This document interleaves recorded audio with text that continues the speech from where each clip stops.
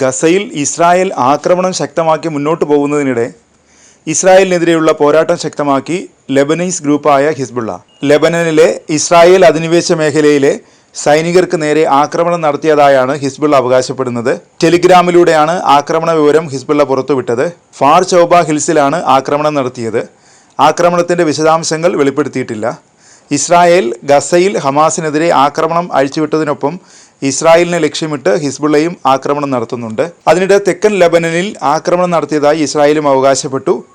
മർക്കബ ഗ്രാമത്തിലെ ഹിസ്ബുള്ള സൈനിക കേന്ദ്രത്തിന് നേരെയാണ് വ്യോമാക്രമണം നടത്തിയതെന്ന് ഇസ്രായേൽ സൈന്യം എക്സിൽ കുറിച്ചു. അതിനിടെ ഇസ്രായേലിനെതിരെ ആക്രമണവുമായി മറ്റൊരു ഗ്രൂപ്പ് രംഗത്ത് വന്നു.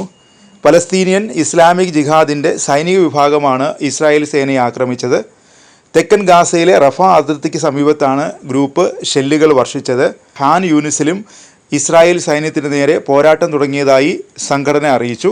ഗസയിൽ ഇസ്രായേൽ കുഞ്ഞുങ്ങളെ ലക്ഷ്യമിട്ട് ആക്രമണം നടത്തുന്നുവെന്ന അമ്പരപ്പിക്കുന്ന റിപ്പോർട്ടുകളും അതിൻ്റെ പുറത്തു വരുന്നു. ഇസ്രായേൽ ശിശുഹത്യ നടത്താൻ പുത്തൻ ആയുധതന്ത്രങ്ങൾ ഉപയോഗിക്കുന്നുണ്ടെന്നാണ് റിപ്പോർട്ടുകൾ പറയുന്നത്.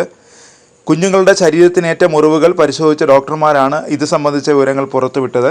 വെറും പോറൽ പോലുള്ള മുറിവുകൾ അപകടകാരിയായ ലോഹകഷ്ണങ്ങൾ കൊണ്ടുണ്ടായതാണെന്നാണ് ഡോക്ടർമാർ പറയുന്നത്.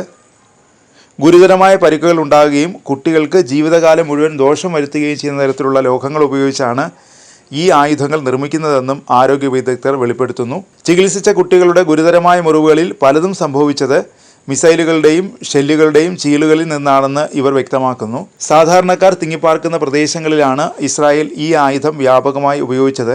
ഇത്തരം ചെറിയ ചീളുകളാൽ പരിക്കേറ്റവരാണ് ഭൂരിഭാഗം കുട്ടികളുമെന്ന് ഗാസ ആശുപത്രിയിലെ ഡോക്ടർമാർ പറയുന്നു.